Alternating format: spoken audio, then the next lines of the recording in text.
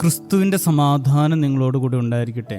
വചനകിരണത്തിലേക്ക് ഏവർക്കും സ്വാഗതം. 13-ാം നൂറ്റാണ്ടിൽ വെനീസിൽ ജീവിച്ചിരുന്ന സഞ്ചാരിയായിരുന്നു മാർക്കോ പോളോ. വലിയ യാത്രാ സൗകര്യങ്ങളൊന്നും ഇല്ലാതിരുന്ന കാലഘട്ടത്തിൽ ലോകത്തിന്റെ പല ഭാഗത്ത് സഞ്ചരിച്ച് അവിടുത്തെ കാഴ്ചകളൊക്കെ കാണുക എന്നതായിരുന്നു അദ്ദേഹത്തിന്റെ വലിയ വിനോദം. യാത്രകളൊക്കെ കണ്ടു മടങ്ങി സ്വന്തം നാട്ടിലെത്തിയാൽ യാത്രയെക്കുറിച്ചൊരു വിവരണമൊക്കെ നാട്ടുകാരോട് അദ്ദേഹം പറയുമായിരുന്നു. എന്നാൽ അദ്ദേഹത്തിന്റെ വാക്കുകൾ ആരും വിശ്വസിച്ചിരുന്നില്ല. ശ്രീലങ്കയിൽ കൈപ്പത്തിയോളം വലിപ്പമുള്ള രത്നം കണ്ടു എന്നും ചൈനയിലെ വൻമതിൽ കണ്ടു എന്നുമൊക്കെ പറയുമ്പോൾ നാട്ടുകാർ പറഞ്ഞു, ഞങ്ങൾ ഇതൊന്നും വിശ്വസിക്കില്ല, ഇതൊക്കെ ലോകത്തില്ലാത്ത കാര്യങ്ങളാണ്, ഞങ്ങളെ പറ്റിക്കാൻ ഇങ്ങനെ ഓരോന്നും വന്ന് പറയുന്നതല്ലേ. ഇതൊക്കെയായിരുന്നു അവരുടെ സംശയങ്ങളും പരാതികളും. കാലം കടന്നുപോയി.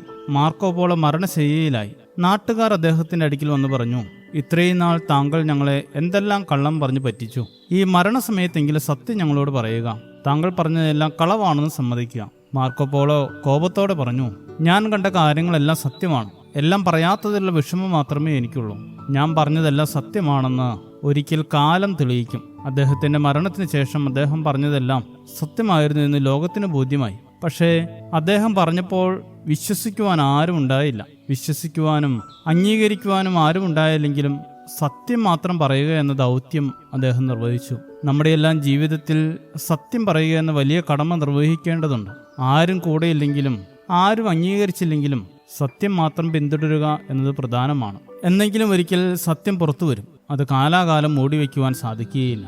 സത്യം അംഗീകരിക്കാത്തതും വിശ്വസിക്കാത്തതുമൊക്കെ അടിമത്തത്തിന്റെ ലക്ഷണമാണ്. തന്നിൽ വിശ്വസിച്ചവരോട് ക്രിസ്തു പറയുന്നു, നിങ്ങൾ സത്യം അറിയുകയും സത്യം നിങ്ങളെ സ്വതന്ത്രരാക്കുകയും ചെയ്യും. വിശുദ്ധ യോഹന്നാൻ 8:32.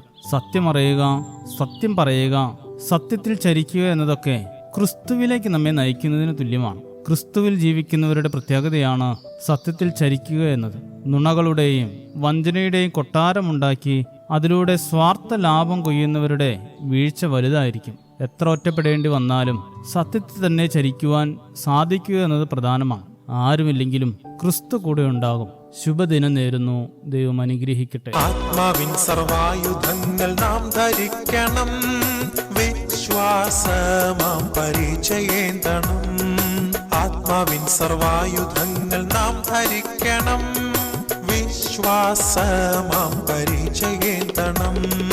അരയ്ക്കു സത്യവും നീതി കവചവും രക്ഷയിൻ ശിരസ്ത്രവും അണിഞ്ഞൊരുങ്ങണം. അരയ്ക്കു സത്യവും നീതി കവചവും രക്ഷയിൻ ശിരസ്ത്രവും അണിഞ്ഞൊരുങ്ങണം.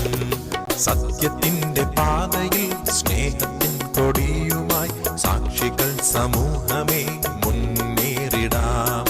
സത്യത്തിന്റെ പാതയിൽ സ്നേഹത്തിൻ കൊടിയുമായി സാക്ഷികൾ സമൂഹമേ മുന്നേറിടാം.